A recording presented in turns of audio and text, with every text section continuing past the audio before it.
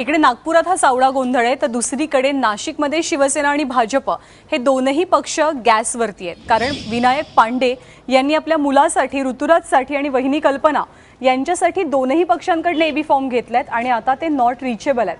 त्यामुळे विनायक पांडे हे भाजपला धक्का देत आहेत की शिवसेनेला, याकडे सगळ्यांचं लक्ष लागलेलं आहे.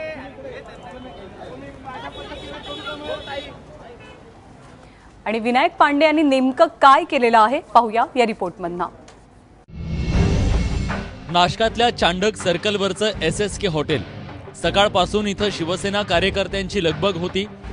कारण महानगर प्रमुख अजय बोरास्ते आणि जिल्हा प्रमुख विजय करंजकर उमेदवारांना एबी फॉर्मचं वाटप करत होते.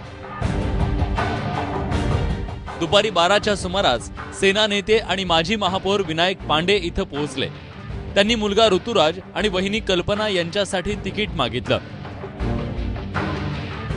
पण एका घरात किती तिकीटं द्यायची असा सवाल करत बोरस्तेंनी तिकीट नाकारलं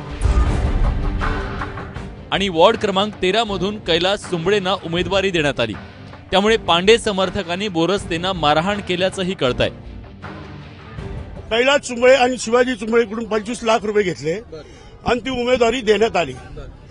आणि म्हणून हा माझा मुलगा त्यांना विचारायला गेला, बाबा मी कुठे कमी पडलो, माझे वडील 36 वर्षापासून शिवसेनेत काम करतात, शिवसेना प्रमुखांपासून ते तिथे शिवसेनेत.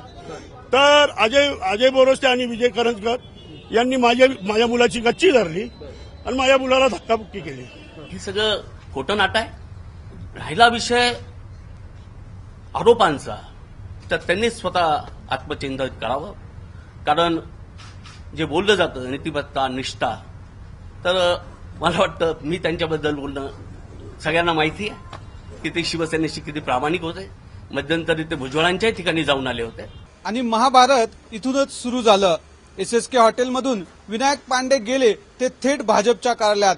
तिथे पालकमंत्री गिरीश महाजन यांच्यासह भाजपचे सर्व नेते उपस्थित होते. अर्धा तासापूर्वी शिवसैनिक असलेल्या विनायक पांडे, ऋतुराज पांडे आणि कल्पना पांडे यांनी तत्काळ भाजपचं कमळ हाती घेतलं आणि थेट भाजपकडून निवडणुकीच्या रिंगणात उतरले. गिरीश महाजन यांच्या हस्ते ऋतुराज पांडेला वॉर्ड क्रमांक 13 मधून तर कल्पना पांडे यांना वॉर्ड क्रमांक 24 मधून उमेदवारी देण्यात आली आहे. नाही बघा, हे शेवटी राजकीय गणित असतात. विनायक पांडे इथले माजी महापौर आहेत. त्यांचं निश्चित निर्वाह त्या ठिकाणी त्या शहरावर, त्यांच्या प्रभागावर, 2-3 भागावर त्यांचं वर्चस्व आहे, त्यांचा प्रभाव आहे. चांगले कार्यकर्ते आहेत. आता त्यांनी आम्हाला म्हटलं, शेवटी आपण बघतात सगळीकडेच आपण बघतात की कसं निवडणुकीचं बरे बेरजेचं गणित करावं लागतं. आणि म्हणून त्यांनी म्हटल्यावर, त्यांनी सांगितल्यावर आम्ही सगळ्यांनी बसून विचार केला की काही हरकत नाही, आणि म्हणून आम्ही त्यांना त्या ठिकाणी तिकीट दिलं. शामेलियन सरडा क्षणात रंग बदलतो असं म्हणतात, पण सरड्यालाही हेवा वाटेल अशी कामगिरी इथं नगरसेवक आणि नेत्यांनी केली आहे. केवळ राजकीय स्वार्थासाठी निष्ठा, प्रामाणिकपणा खुंटीला टांगली गेली आहे. जे नेते पक्षाशी एकनिष्ठ नाहीत ते जनतेशी किती एकनिष्ठ राहतील हे तुम्हीच ठरवा. सागर वैद्य, ABP माझा, नाशिक.